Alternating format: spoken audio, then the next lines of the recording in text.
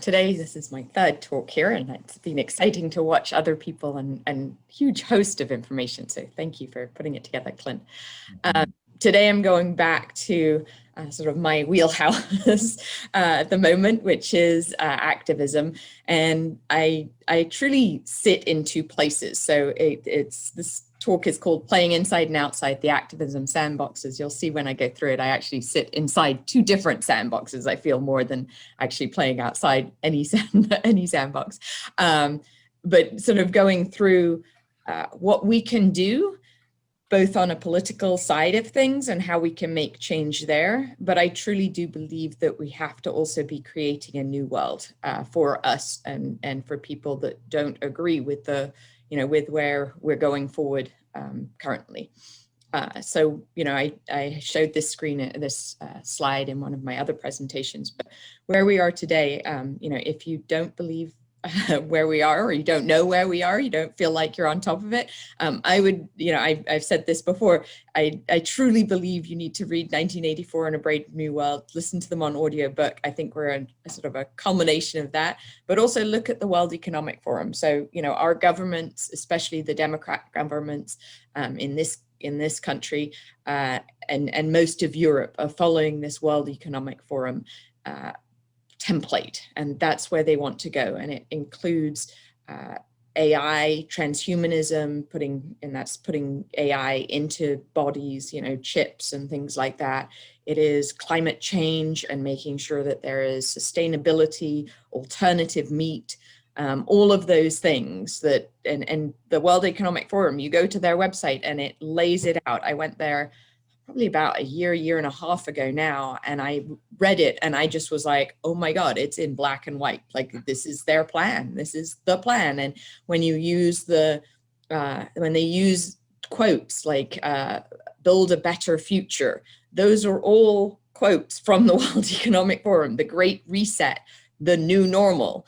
All of those things that we've heard in the last year come from the World Economic Forum. So, if you want to see their side of things, and I recommend going and seeing what the other side is, where they're going, to get information, to see whether you want to be a part of that. I think the other alternative, which I think a lot of people who don't want the World Economic Forum's new normal are looking at agorism. And this is I looked into agorism, I was introduced to it probably about 6 or 7 years ago. So I've been thinking about this a lot. Most people have not, and most people haven't heard of agorism before, or they're just learning about it. And that's wonderful. I think we need to sort of recognize it and see what we want out of it. Agorism, I'll go into more detail. I'll go into both sides of this, but agorism is the agora, anarchy, and action. This is the A3. These are the three things. And one thing I will say, when I first heard the word anarchy, I was like, I'm not an anarchist. I'm not like somebody who gets up and fights and is violent. Anarchy is not actually violent. It is being made to be out that way. But if you look at what anarchy actually is, it's basically a lack of government or self-governance.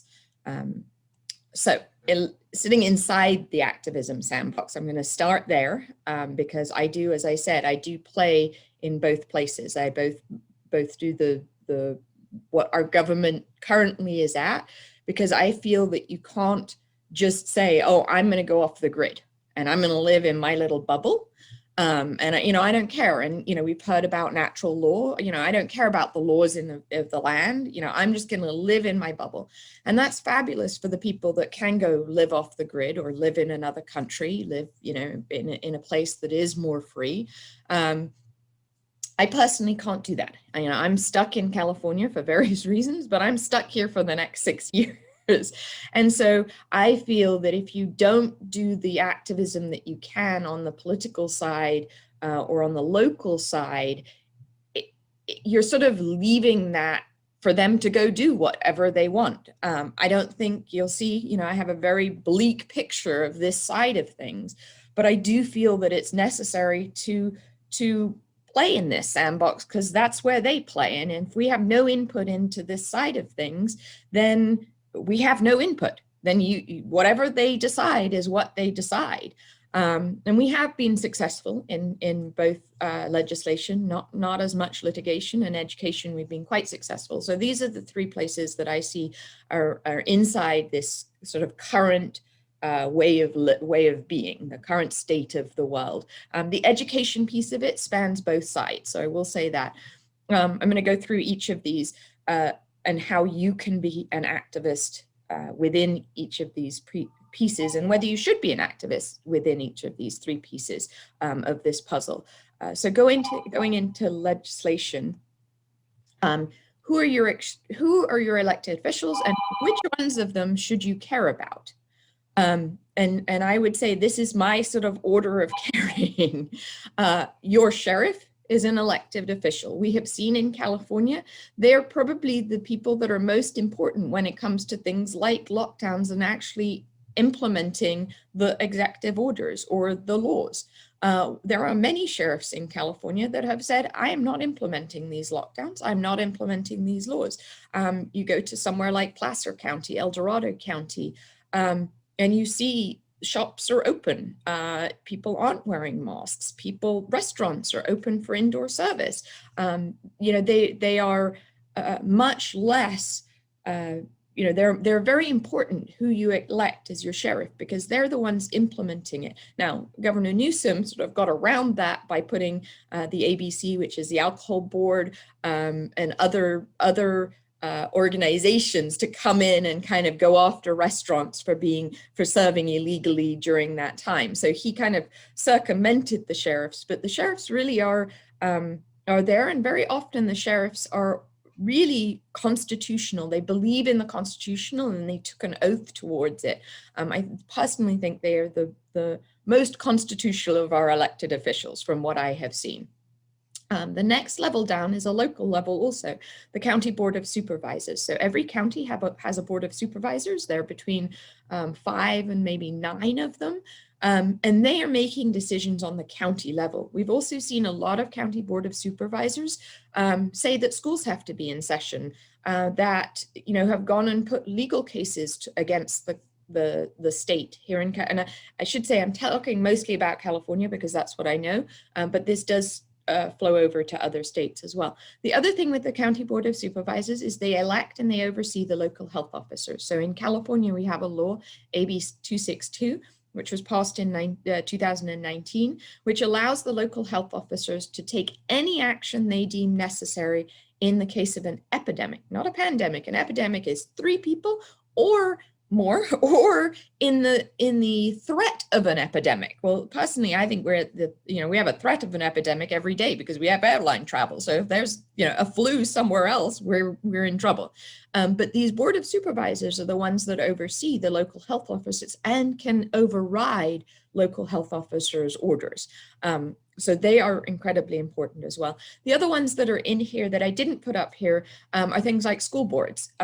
If your kids go to public school, or even if they don't, they're taking into consideration. The other ones that are not necessarily elected, so I didn't put them on this, are unions. So for example, right now, the teachers' unions are incredibly important. They're the ones that are stopping our kids from going back to school if you've got kids in public school. It isn't the governor at this point. It isn't the local school district.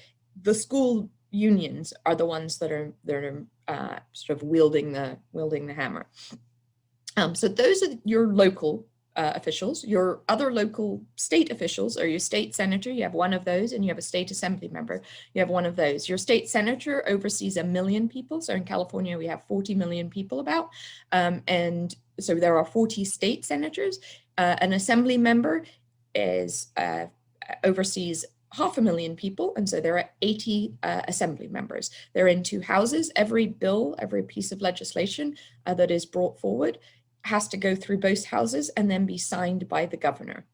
So knowing your state senators and your assembly members is important because they're the ones making the laws. You then have 2 US senators and a US congressional representative. The 2 US senators are the same for your whole state. So your state only has 2 senators, and then your congressional representative is a local representative.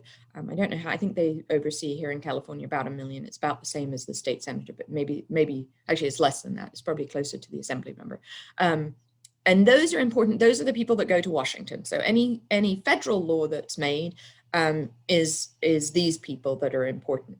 I personally think they're less important because most of the bills that affect us are state bills. So if you take vaccination, lockdown, school, all of those are mostly driven by your state level. And that's why I put them sort of least on the rung. So if you're going to get involved, I say go for the local before you go for the federal, because it also takes a lot longer for federal laws to be enacted and to go through the process. So we very often see federal laws introduced and they go nowhere. State laws introduced, they are much more likely to go through the process. You can also get to your state capital. Having said that, California is a huge state. In most states, you can get to your state capital very much more quickly than you can get to Washington. California is a huge state. So for people from San Diego to Yolo County, it is really hard for those people to get to Sacramento, or much harder. It's much further drive than most states that we have. All right. And I should say, so the other piece of this is the lobbying piece. And this is my sort of very biased side of things. We at Voice for Choice Advocacy, I should have started off with who I was. I'm the president and founder of Voice for Choice Advocacy. We educate and advocate for informed choice and transparency of our body. But we have 2 lobbyists in Sacramento. They know I hate having lobbyists, but we realized after SB 277 in 2015 that if you want to get anything done in state politics, and I believe in federal politics as well, you need to have a lobbyist because they have the ins in the building. They have the connections, they are listened to. They are, the people we saw in 2015 with SB 277, the people's voice is not heard. We had thousands of people there for the vaccine bill. And we were taken, we were noticed, but our voice was not heard. Even with a lobbyist, our voice, the word vaccine is a toxic word in the building, in our world. So even with them, it's hard, but it is easier to get into offices with a lobbyist. I do think the whole thing revolves around money. I mean, that's the reason why the teachers' unions currently are able to not open the schools, because Governor Newsom is waiting on the teachers' unions because they are one of the largest lobbying powers in California. It's, am I cynical about this? Absolutely. Do I feel that we can get things done though? Yes, we have had, Voice for Choice Advocacy has had success in different pieces of the bill process. We did get to have a bill that went through the whole legislative process and was signed into law last year. It was a bill to label the ingredients of menstrual products. Our purpose behind that was to have conversations, be able to have conversations about bodily autonomy, about knowing what's in your products, about women having the right to decide what they use, what they don't use, because having that conversation with the word menstrual products in there was very easy to do. If we were to come in with the same conversation with the word vaccine, the doors would have been shut in our face. And so, we're looking at strategically how we can work within the system. So how do you get to know your elected officials? The goal, I would say, is to have a relationship with them where you can call them or email them. They know who you are. They know what your issues are. You are polite. You are professional. Going to the Capitol and screaming at the legislators doesn't do anything. It makes our movement look crazy. It makes us look crazy, so that when we come in and we want to have a professional conversation with them, we are associated with the fringe. Now, I think they like to do that because that's just the easy way to get rid of us, especially on the vaccine issue. But it does have an effect. When we go in, when our organization goes in and our lobbyists go in, we are treated like professionals. We're treated like anybody else that comes in on any topic. And, we're building our relationship in the Capitol constantly on lots of different issues. So our issue this year that we're trying to get traction on is banning quaternary ammonia and bleach in schools.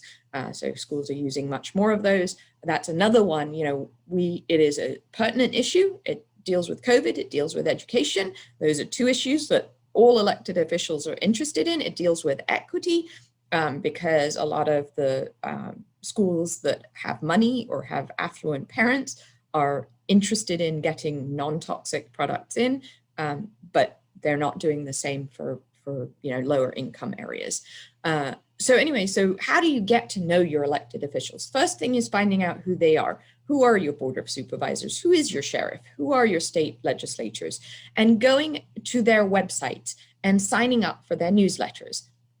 So finding out when they have coffee mornings. Right now, there aren't very many things that are live in person, but they have Zoom calls. When do they have their monthly meetings? So Board of Supervisors usually has 1 to 2 meetings a month. You can give public comment at them, coffee mornings with your elected officials, with your senator or your assembly member. You can give questions, you can comment on them. You want to get to know them. You want to also, say, can I schedule an appointment with you? Can we meet? These are my issues. I wouldn't necessarily come in with the most heated issue or the one that has the most the most likelihood of the person shutting down. So find an issue that is an issue that is important to them. So some of our legislators are very into the environment, some are into education, some are into special needs, some are into, there's a topic that you can find about them that they're interested in that is not a mask issue, a lockdown issue, a vaccine issue, because those you don't know whether those are going to trigger positive or negative. You don't know if they're going to have the same opinion. So as you get to know them, you really want to build the relationship and build up until you can have the conversation that you feel comfortable, that they know who you are, they respect you as a person, you respect them. And then you can get into the more, hot topics and kind of see, and it may be that you've had a conversation about special needs, for example, with them, and you've seen that they're passionate about that. Well, then bring the conversation around to, you can bring up masks, you can bring up vaccines, you can bring up all sorts of things from a special needs perspective that they're more likely to embrace than if you just go in and say, I don't believe in vaccines, they're wrong, they shouldn't be mandated, blah, blah, blah, blah, blah. Because you've just shut them down. The first thing people do when they don't agree is they become defensive, and you don't want them defensive, you want them holding your hand. A lot of people are scared to talk to their elected officials. My answer is they work for you. Don't be scared of them. Be polite, be professional. If you are scared of going by yourself, take someone with you. Bring someone along. Even if they say nothing and you do all the talking, having somebody sitting by your side and there being 2 of you sometimes is empowering and helps you. So find the people in your area that you can talk to. But the key is this relationship. The key is, if I have a relationship, I don't have, unfortunately, our senator changed, so I have to build a whole new relationship with our senator. But prior to this, my senator was Jerry Hill. If you're in the Bay Area, many of you may know him. And we did not have a mutual understanding on vaccines. We had a very different understanding on vaccines, but he would listen to my perspective. He even told other activists to come talk to me about how they can be good activists. I was like, wow, okay, and I had his cell phone number, I had his email. If I called him or texted him, he knew it was something important. I wouldn't do it out of the blue. It was something important, but we had a open dialogue. And that's, when I say to people, what is the goal? That's the goal. The goal is for the person to respect you enough to be able to have that relationship. And I would say your sheriff, your board of supervisors, your state senator and your state assembly member are the 4 sets of people that you want to have that relationship with. You want to be respected, you want to be a professional, you want to be people who they think, oh yeah, you know what, let me go to Christina and ask her what her opinion is on this. Or when you send a letter that they say, oh, interesting, okay, yes, we'll do that. I'll take that into consideration. You got to plant the seeds with them. This is some of the, how do you build that relationship? So to me, there are no enemies or only allies. Now, I will say there are 2 people in the Capitol that I will never find to be an ally. And that's Senator Pan and Lorena Gonzalez. The 2 of them, there is nothing that we can do to get past that place. So if they are your legislators, I give you the off the hook. You don't have to go talk to them, because they're just the wall between you and them is too large. So focus your efforts somewhere else. Do your research. As I said, what's important to your legislators, your elected officials, to their staff, to their aides.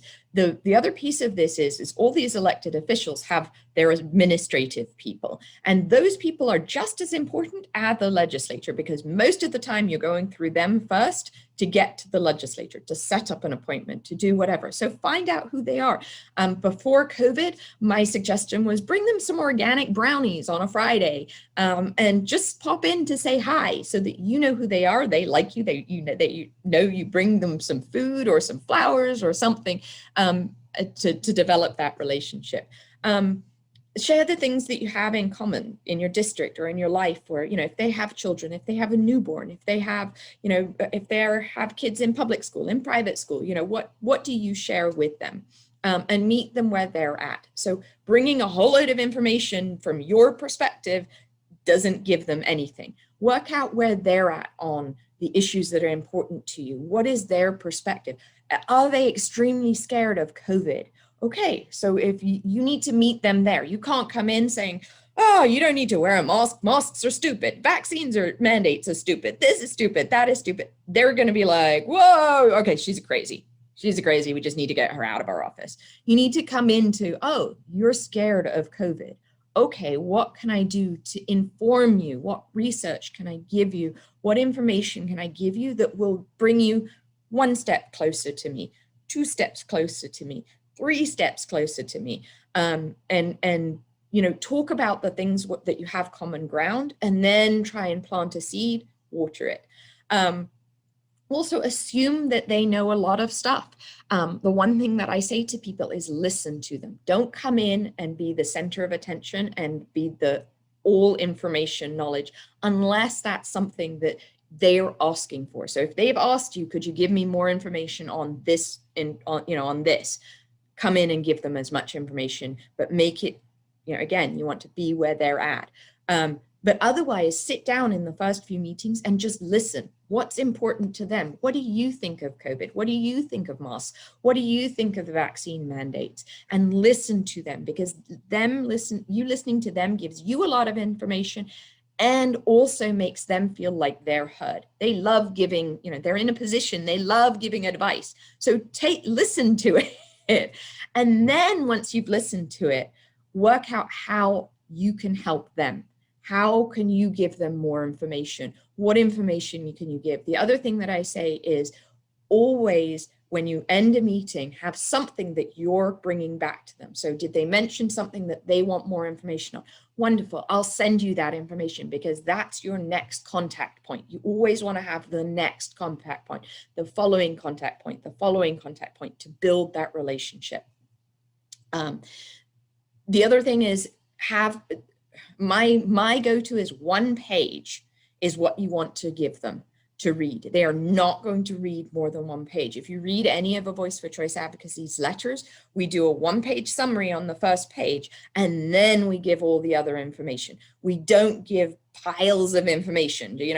One of the examples right now, the last letter that we sent out was to all the school board the school boards and superintendents and private schools was a letter on vaccine mandates and why schools and employers should not mandate vaccines for their employees as well as for students. And in that, you'll notice we have a one-page summary of what our issues are.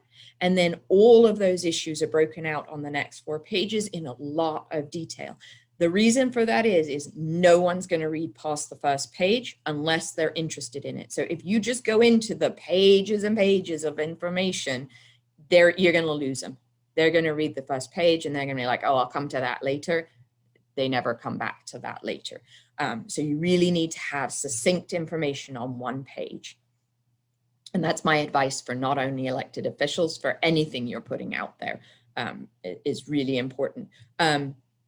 Electronic versus hard copy. So for legislators and for Board of Supervisors, for example, they like having hard copies to put in their files so that they can go look at it. I usually send both an electronic copy and I bring a hard copy so that they can have it in their, in their paper files, but also in their electronic files. So it's easy to find either way. Know the status of your issue. So if there's an issue that you really want to get on and talk to people about, once you've built the relationship, you have to build the relationship first. Even if it's a really quick building of a relationship, if you go to a coffee morning or a Board of Supervisors meeting and you give public comment, you want to understand where your elected official stands on it. So there's no point in going and arguing, that masks are awful if your elected official is already there. If you know that they're there, then you want to have the conversation of how can we help you? What can I do? What information can I get you? What should we do to make this a bigger issue in our community? If they are at the place where you must wear 10 masks, that's the only way we're going to stop COVID and social distance and vaccinate and all the rest of it, then you need to be on a different plane and a different tactic strategy, and work out how can you plant the seeds? How can you get there? When you're looking at bills or Board of Supervisor regulations that they're putting through, orders that they're putting through, you may want to stop the bill flat in its tracks or the order. And yes, you can try to do that. But when a group of people or a person has put their intention on moving this forward, it is extremely hard to stop it in its tracks. Are there ways of doing it? Yes. If you have something like the California Teachers Union on your side, you're great. Then you can do whatever you want because you've got them behind you and they've got the money. On most of our issues, we don't have the power and the money, the power, or anything else. And so what we found with the Voice for Choice advocacy, where we've been really successful, is getting amendments in. So we're not changing that, we're not stopping it from moving forward, but we're going to put an amendment in that actually changes the whole premise of it. An example of this was in 16, 17, around there. There was a bill that required in-home visiting for any newborn that was part of this, if you were getting I think it was CalWorks, that you were getting state benefits, basically. They were going to put in place this in-home visit that you had to agree to, if you were taking the cash, somebody was going to come into your house. And we were really concerned about this because people shouldn't have these people coming in. And, the premise of it was, well, we want to make sure that they understand their options, that they can get diapers, that they can get food money, that they can do this, that they can do that, all well and good. Our problem was these people who were people off the street, they were coming into people's houses, and we're going to judge people's houses and judge their parenting styles and judge their, whether they give vaccines or not and all the rest of it. And so we did not like this bill at all. But what we got was an amendment to say that when the person is offered this, they have an opt-out, or they have to, it was either an opt-out or they have to opt into it. It was an opt-in. So if you wanted to do it, you could opt into it. And so that meant that the basis was it's not going to happen unless you opt in, unless you are informed about it and you opt into it. And there was a statement that said, if at any time you want to opt out of the home visiting, that you could do so without any ramifications to your CalWorks eligibility. And so that to us made this a much better bill. We didn't like the premise to begin with, but we knew this was a federal, it was happening in every state. And so at least we could make it the best of possible. So don't always think of, we have to stop it. We want nothing. Look at whether you can amend it, because people are much more open to collaboration than they are to just no. If there's a law you're discussing, or if there's an order you're discussing, look at the history of it. Has it been brought before the legislature 20 times before and failed? If so, look at why it failed. Bring up those same issues. Look at, does it have budgetary impact? That's a huge reason for bills to fail, probably the biggest reason for bills to fail. So can you put a budgetary impact into the bill so that, you have a better chance of it failing? And then also look at the organizations that are supporting or against the bill, whatever is on your side. Look at the other organizations.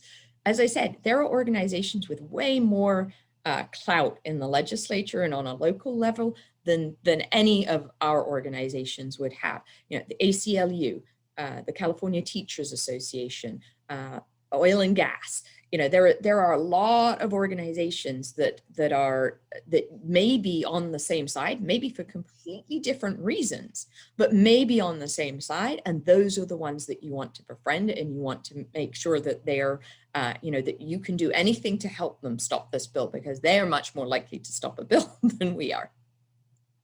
Or order. When I say bill, order or law. So that sums up sort of legislation and your local officials' orders that they put through and what you can do there. And that's my piece. If you're going to get active, that's a great place to be.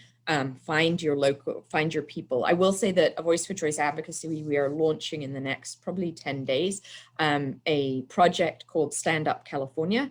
And it is much more on a local issue. It is to bring, the purpose of it solely is to bring people together in your county areas so that you can come together and stand on issues. And we can educate the Board of Supervisors, local, state, and assembly members on certain issues, specifically right now around COVID, and you have the tools to go do public comment on those things as well. And that is, we are going to launch it. I hope it keeps getting delayed because of server issues. It's a much bigger project than I thought initially. I was just like, oh, we're going to do this, and then it's become a much bigger animal than I thought. But we're going to get it. My hope is in the next 10 to 15 days we'll launch it, and that will allow people to come together on a county level and like-minded people, although you may not agree. That's the other thing I will say, is you may not agree on every issue. There are people that agree on the mask issue that don't agree on the vaccine issue. There are people that agree on, not having lockdowns, but don't agree on opening schools. There are people, and what you have to find is, on the issue of the day, what is your common ground, and to come together on that. And you may not agree on everything else, because we need the masses to move forward. Litigation. So I thought, okay, well, the law is going to pass on SB 277 on the vaccine law. If it passes, it is unconstitutional. We will win in the courts. No. The courts are as biased in California as the legislature is. And again, I don't mean to be a downer. I'm being a realist. I would not go to the courts for anything at that point. I have been in a family court personally on the vaccine issue. I have been in federal court. I have been in state court on the vaccine issue. The answer is forget it. It is a toxic subject. Public health trumps every day. We had probably I'm going to say the best. We've had other lawyers read it, and they have said, wow, this is an amazingly written case for SB 277 against the vaccine mandates. We had a constitutional lawyer and another lawyer who has a vaccine injured child. I went to them, or I found them. The constitutional lawyer is a good friend and extremely well regarded. I went to them and I said, I want you to write a case that is pro-vaccine. That if you were completely pro-vaccine, pro-public health, that we could win on. And they did it. They based it on bodily autonomy, which had been won in the Supreme Court. They based it on parental rights, which have been won in the Supreme Court. and they based it on the right to education, which has been won in the Supreme Court. So we figured, okay, we got 3 things that by themselves have won in the Supreme Court. Even if only one of them holds up on this issue, we got to the appeals court, and in oral argument, the judge we had one judge on our side, one judge not on our side. And the one judge that was, we thought, okay, maybe we'll be able to sway, basically said, if I hold up this case in your favor, polio will come back and everything will go to pot. The public health will go to pot. And we were like, this has nothing to do with polio. We didn't mention vaccines once, other than, these 3 things: bodily autonomy, parental rights, and education. Didn't have anything to do with whether vaccines were good or bad. And he basically ruled on it because of polio. And that to me was like, wow, our system just does not work. Our legal system doesn't work. And I say that, I give you that anecdote because, and the opinion piece that was written after was a horrible opinion piece. And there are lawyers. I just had a lawyer recently come to us and they came to us saying, oh, we want to file a case in California. I said, please, can we talk to you? Please, can I have our lawyers talk to you from their experience? And I said, here is our case. Go read our case and then go read our opinion piece. And he came back and he said, wow, that opinion piece was just so out of line. It didn't even relate to what you were arguing. And we were like, yes, exactly. That's why you do not want to file a case in California. Are there other states? Yes, but unfortunately, those other states, for example, don't have vaccine mandates. My advice on litigation: it is very easy to find a lawyer to litigate because they want money. That's what lawyers live off, is money. The amount of money you will spend on a lawsuit is huge. Hundreds of thousands.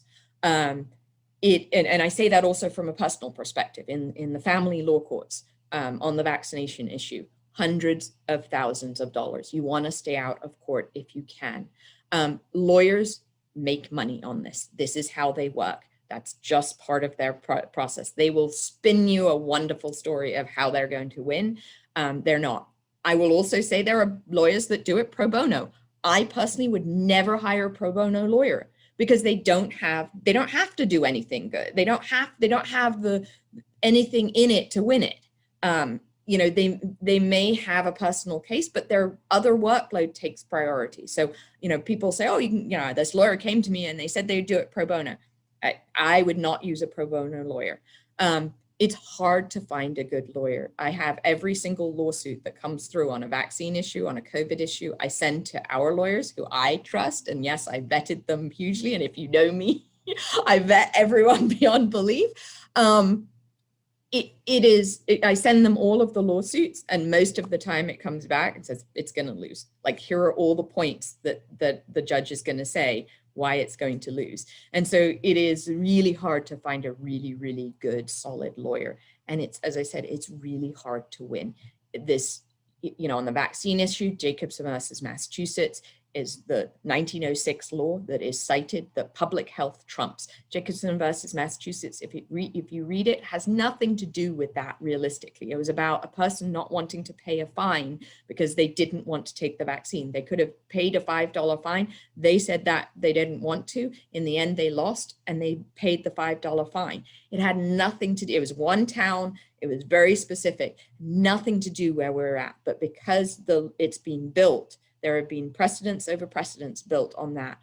The one thing that we are trying to do, our strategy right now is we want strict scrutiny on Jacobson versus Massachusetts, on some of the parental rights law cases, because strict scrutiny, if we had strict scrutiny, it would uphold a much higher level of scrutiny that the other side would have to argue.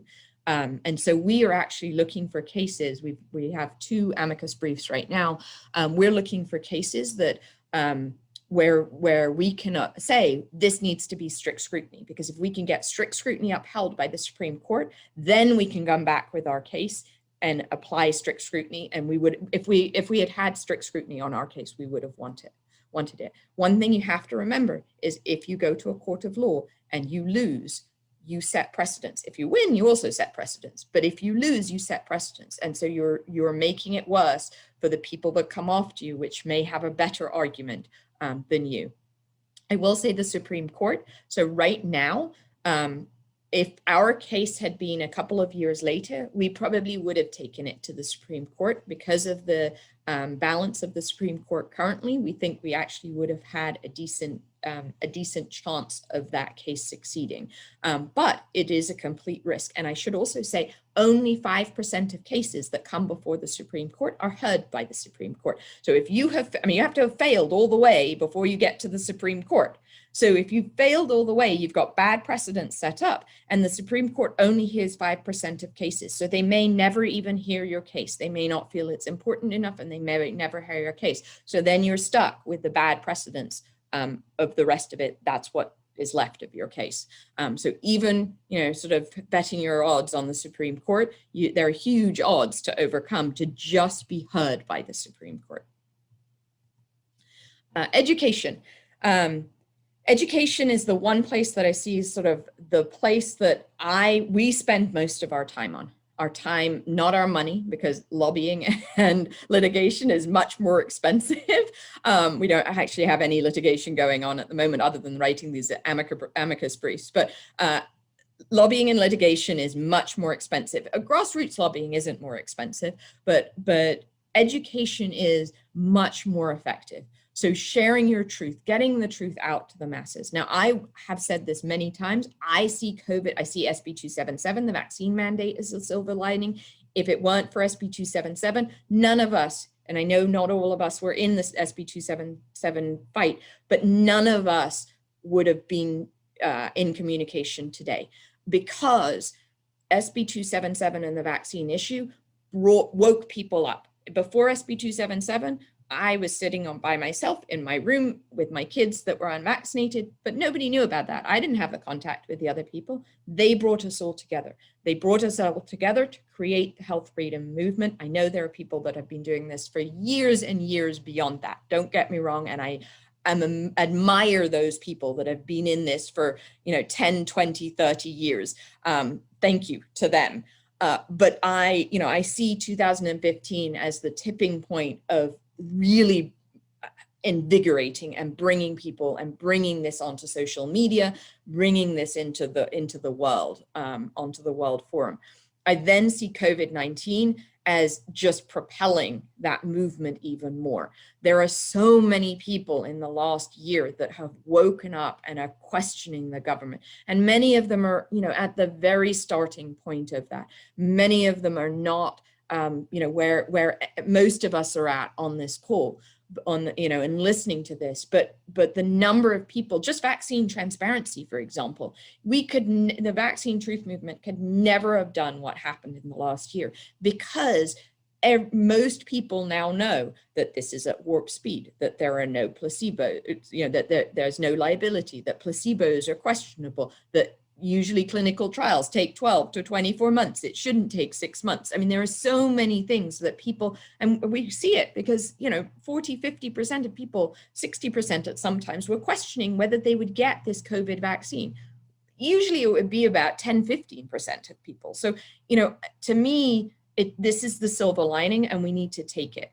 So for education, for me, I speak at a lot of conferences and a lot of podcasts and a lot of that. To me, where I find the most benefit is with 1 to 10 people. It's having those individual conversations. It's not, I can talk to 100 people in the room, and only 10 people are actually really going to be listening to me and get what I'm saying, or the other ones have already heard what I've said, kind of thing. So to me, sharing your truth on an individual level, the key is to plant seeds. You're not going to convince anyone in one conversation, or it's extremely unlikely that you're going to convince anyone in one conversation to change their mind completely. But can you plant the seeds on the vaccine, for example? There's no liability. Do you know what the ingredients are? Do you know that this is a brand new technology, never tested on anyone? Do you know that they're not testing transmission? Any of those, and you want to see where they're at. And then, I've had a number of people come up to me that from my kids' school, and I keep my activism very, very separate from my kids' school because I want them to have, their own life and not be sharded by me. But I've had people, one of my daughter's best friend's parents, we were on a socially not so distant walk. And she said, you know, what do you think about the vaccine? And I was like, wow, okay, she knows, you know, I never had a conversation about the vaccines before with her. And I thought, oh, and I said to her, well, you know, what do you think? I said, I'm very concerned about it. What are your thoughts on it? And she proceeded to tell me her thoughts and her concerns. And then she clearly had a seed in her planted already, and I watered it. And then every time she brought it up, I watered it a bit more. And that's the conversations. Those one-on-one conversations are much more powerful than just mass conversations. Now, people like me, I have both of them. You know, I do the mass conversations because I can get stuff out there. I can get people to share my stuff. If you are if you are one of those people, do it. Absolutely do it. But I really, even for myself, it's the one-on-one, the 1-to-5 conversations that have the greatest impact, where you can really focus on where is this person at and how do I get them to move in my direction more. So that education spans both the current, where people are currently, as well as moving into this agorism sandbox, which is my outside the sandbox, but I'm actually going to make a sandbox for all of us to play in that are interested in this, because I think this is the way forward for people that are in disagreement with the current government. As I said, I think you have to play in both. I think you have to do both. I think one day there may be this setup, you know, big enough that we can spend more time in this area, but while the other area is still there, we have to pay attention to it, because they're the ones that are going to require you to wear a mask to go into the store, that type of thing, that, you know, we can't get away from it completely unless you live on the grid, off the grid, sorry, which, you know, most people are not able to. So I'm going to talk a little bit about agorism. I talked about this a little bit in my talk yesterday on food. I'm going to read this again. What is agorism? Agorism, I was introduced to it, as I said, about 7 years ago. I was told to go read The Agorist Primer by Samuel Konkin. I highly recommend it. It's very short, but it gives you an idea of what this other world looks like. A short summary by him of what agorism is the goal of agorism is the agora, the society of the open marketplace, as near to an untainted by theft, assault, and fraud as can humanly be attained, is as close to a free society as can be achieved. And a free society is the only one in which each and every one of us can satisfy his or her own subjective values without crushing other values by violence or coercion. This is another word for this is voluntarism, and creating voluntary exchanges that do not engage in the current economic way of living, the current educational way of living, the current societal way of living. And it does require a community. You know, to me, getting to full agorism is, I think, a wonderful goal. I don't think, as I said, many people can live there right now. I think having the goal of it is great. These are some podcasts that I listen to or things that I read. The Greater Reset, which was a conference that I spoke at last week that was in opposition to the Great Reset of the World Economic Forum. Counter-Marxists is a great publication that comes out, the Vin Armani Show, the Last American Vagabond, the Corbett Report, and the Conscious Resistance. All of those are wonderful if you want to understand agorism a little bit more and how you get there. These are the basic areas that I see of where we can make a difference, and where you can make a difference. You know, I say this, you can do as much as you can do, but your goal should be to get all the way there. Does that mean you'll get all the way there in the next year? Probably not. In the next 2 years, in the next 5 years, maybe. But the more of us that come together, and there are networks. So there's the Freedom Cell Network, for example, that is a network of people in your area that's coming together to try and do this. So find, you know, there are groups, the Conscious Resistance is a great one to finding your group of people in your local area. But there are also, for example, health freedom groups that I think fit all of these things and are doing things. This conference itself, you know, is helping get us to this place.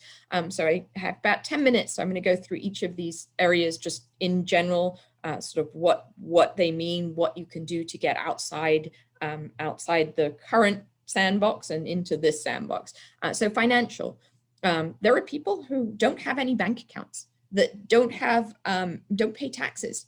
Don't pay, don't do anything with fiat currency. Fiat currency is dollar, euro, Swiss franc, all of those. There are people that live completely off the currency grid and use cryptocurrency. Their cryptocurrency for some has a bad rap. A lot of people have invested in cryptocurrency as an equivalent of gold, and are sort of bought it and hoarding it. To me and to people on the agorist lifestyle, it's using cryptocurrency to purchase everyday things. So there's definitely a growing network of people that use and that accept cryptocurrency, and looking into that. I personally, probably about 10% of my purchases are made with cryptocurrency. It's not as much as I would like, but we need people to create businesses that will use cryptocurrency. It's one of the things for my food business that I'm trying to get our platform to be able to allow cryptocurrency. Food, as I talked about, if you want to know more about food, go listen to my talk that I did yesterday. Growing your own food, having, the goal is that about 50% of your food comes from you or your community. Schooling, homeschooling, alternative schooling, co-ops, building community where you're, your one-room schoolhouse, those types of things. Or even if you have to, like my kids have to go to school because I'm divorced and that's part of the process, but finding the schools that are Montessori schools, Waldorf schools that are alternative, that, that build your brain in a different way to public school. Employment. So the biggest piece there is get out of corporations. If you're working for a corporation, you are working for that whole government structure, and they can tell you exactly what they want you to do. Vaccines are a big part of that coming. People are scared to go out on their own, but I promise you, look at what you're passionate about. Look at how you can create a new business for yourself, become self-employed, or create a business, entrepreneurship, create a business that you've been dreaming of with 4 other people that are thinking the same way, and create it out of the box. Just be creative there. Don't be scared. It is so, I have 2 businesses myself, and it is so empowering to be able to work whenever I want to be able to do something that I'm passionate about rather than somebody telling me. And, I've been recruited into the companies that I work for on my market research. They're constantly trying to recruit me to come work for them. And I'm like, no, I don't want the politics. I don't want to be in meetings all day. I want to be able to work for myself. I want to be able to have people that work for me that I like on my terms. And then the last one is healthcare. Looking at getting out of the system. Because of my market research, I have statistics that I do research for healthcare companies, not pharmaceutical companies, but for example, insurance companies, those types of things. One study I did about 2 years ago, over 65-year-old people are on 13 on average, 13 prescription medications. That finding was crazy to me, because I know a lot of people that take no medications, which means there are other people taking way more than 13 medications. To me, that's, it's sick care. It's not health care. You need to find your health care. And I will say, there are times for emergencies. My daughter broke her leg last year skiing. We went to the ER, we got x-rays, we got a cast, we went and did everything that needed to be done through emergency care. But when I'm treating something else, like, allergies or a fever or something like that, that's not my go-to. My go-to is, what can I do naturally? What's in my environment? What do I need to clean out? What do I need to detoxify? So finding a healthcare system that is outside of the sick care system that is government mandated. And I say government mandated because it's insurance mandated. And once you get into the insurance system, you're playing in that sandbox. So these are the key pieces. And again, the question is, where can you get as far as you can in each of these pieces? You're not going to get all the way to agorism tomorrow. Not going to happen. But can you get off the financial system a bit? Can you find employment that is meaningful to you, that doesn't have all the mandates and all the requirements? Can you grow some of your own food? Or can you find in your community somebody who's growing food that you can go to, that you trust? Can you find schooling that's applicable to your children and that you can, you can have an active input? And healthcare, the same thing. And that's it. And I have 5 minutes left for any questions. Actually, I think maybe we have a little more because there's nobody asked for me, but I know you're all going to, or a lot of you are going to the picnic. So I don't want to spend too much time, but I'm happy to answer questions on either side of this. I know there's a lot of information that I gave you, and you can go back and look at it, but I'm happy to answer any questions, and I will also say I do a Q&A for Voice for Choice Advocacy probably every 2 to 3 weeks. And I literally I sit there for 2 hours and I answer any and every question that is asked of me. So if you have questions that I can't get to today, probably the next one's in a week or two, feel free to sign up for them and ask me questions there, or you can email me as well.